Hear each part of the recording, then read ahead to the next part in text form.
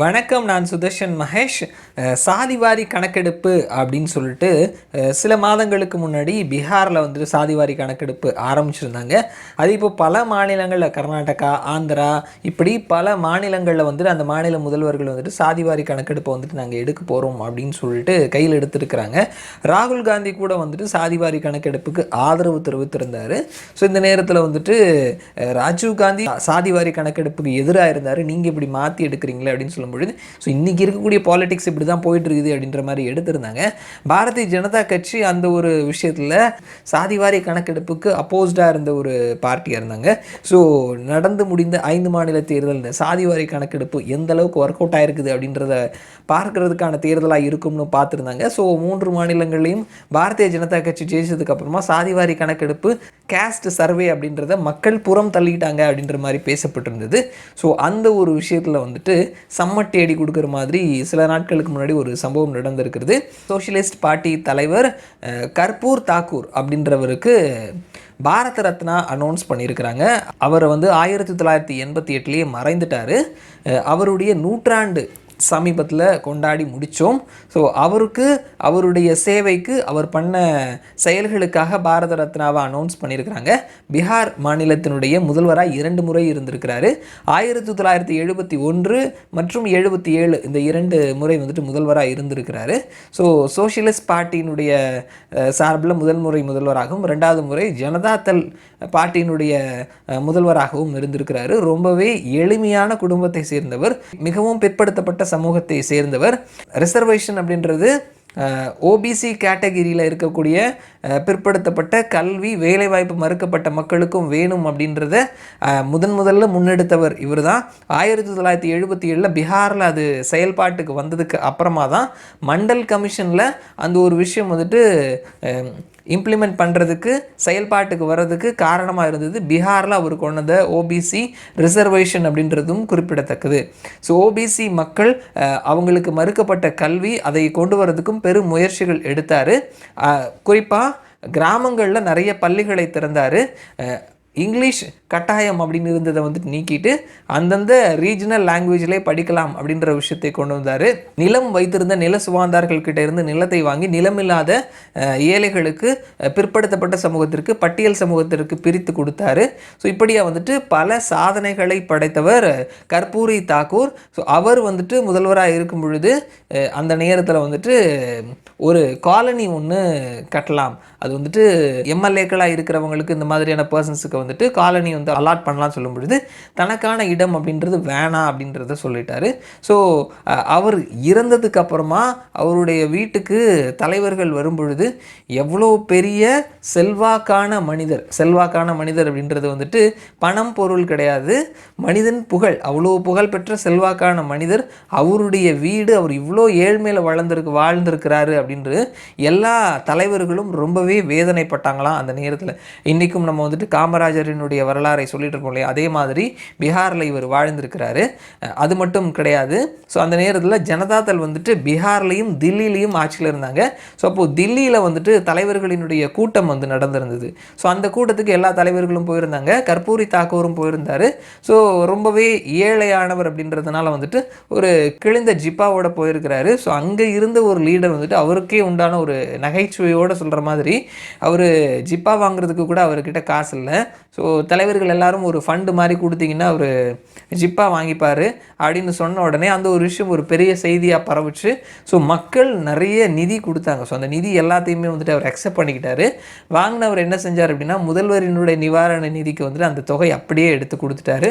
இந்த மாதிரியான தலைவர்கள் எல்லாம் இப்போ இருப்பாங்களா, இப்போ கிடைப்பாங்களா அப்படின்ற ஒரு பெரிய கேள்விக்குறி இருக்குது இல்லையா.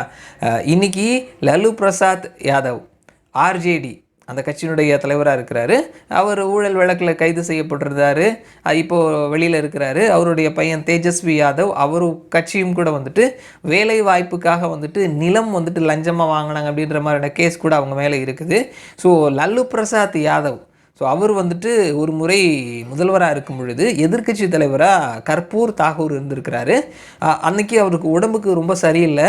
அந்த நேரத்தில் வந்துட்டு சட்டமன்றத்துலேருந்து வீட்டுக்கு போகணும், ரொம்ப பசியாக இருக்குது, உடம்புக்கு ரொம்ப வீக்காக இருக்குது அப்படின்றதுனால அவருடைய ஜீப்பை வாங்கிட்டு போகலாமா அப்படின்னு சொல்லிட்டு ஒரு சின்ன பேப்பரில் எழுதி அனுப்புகிறாரு. இந்த மாதிரி எனக்கு உடம்புக்கு முடியல, பசி ரொம்ப இருக்குது, உங்களுடைய ஜீப் கொடுத்தீங்கன்னா நான் வீடு வரைக்கும் போயிட்டு சாப்பிட்டுட்டு வந்துடுவேன் அப்படின்னு சொல்லிட்டு ஒரு ஸ்லிப்பில் வந்துட்டு அங்கே இருக்கக்கூடிய அதிகாரிகிட்ட கொடுத்து அவர்கிட்ட போய் கொடுக்க சொல்கிறாங்க.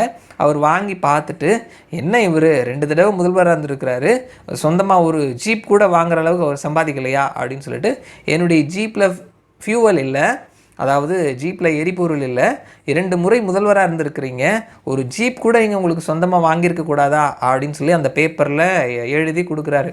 ஸோ இதை அந்த அதிகாரி அப்படியே எடுத்துகிட்டு போயிட்டு அவர்கிட்ட கொடுக்குறாரு. ஸோ அவர் அதை பார்த்துட்டு அதே பேப்பரில் இன்னொரு ரிப்ளையும் கூட வந்துட்டு லல்லு பிரசாத் யாதவுக்கு அனுப்புகிறாரு. இந்த மாதிரியான வாகனங்களுக்கு பெட்ரோல் போடுறதுக்கு எனக்கு பணம் இருக்காது அப்படின்றதுனால கார் வாங்குறதையும் நான் மறந்துட்டேன் அப்படின்னு சொல்லி ரிப்ளை கொடுத்துருக்கிறாரு. ஸோ இந்த மாதிரியான தலைவர்கள் எல்லாமே நமக்கு கிடைக்கிறது மிக மிக அரிது இல்லையா?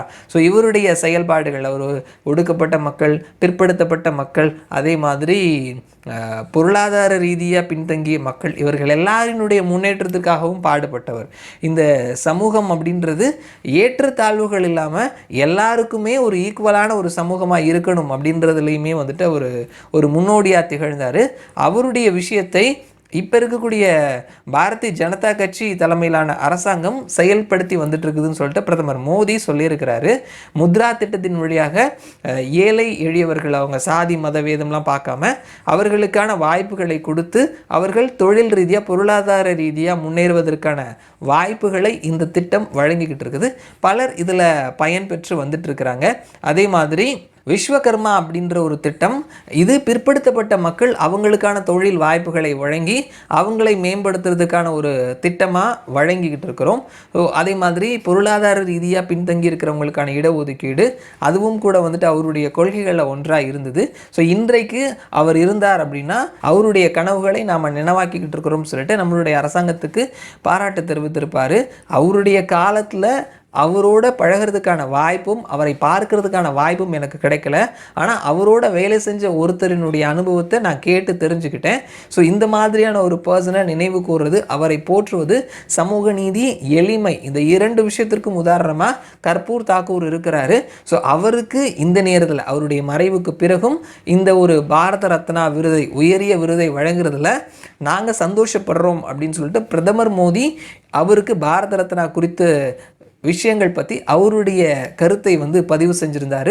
ஸோ இதற்கு பீகாரினுடைய 2 முக்கியமான கட்சிகள், ஐக்கிய ஜனதா தளமும் ராஷ்ட்ரிய ஜனதா தளமும், லாலு பிரசாத் யாதவ், நிதிஷ்குமார் 2 பேருமே இந்த ஒரு விஷயத்தை வரவேற்றிருக்கிறாங்க. ஒரு சோசியலிச தலைவருக்கு பாரதிய ஜனதா கட்சி மாதிரியான கட்சியிலிருந்து பாரத ரத்னா விருது அப்படின்றது, இந்த ஒரு விஷயத்தை பெரிய அளவில் யாருமே எதிர்பார்க்கல. இந்த ஒரு விருது அனௌன்ஸ் பண்ணுற முன்னாடி வரைக்கும் எப்படி நம்ம ஊர்லலாம் பாரதிய ஜனதா கட்சியுடைய மாநில தலைவர் அவரா இவரா அப்படின்னு சொல்லிட்டு செய்தி சேனல்கள் எல்லாமே ஒரு டிபேட் வச்சுட்டு இருப்பாங்க.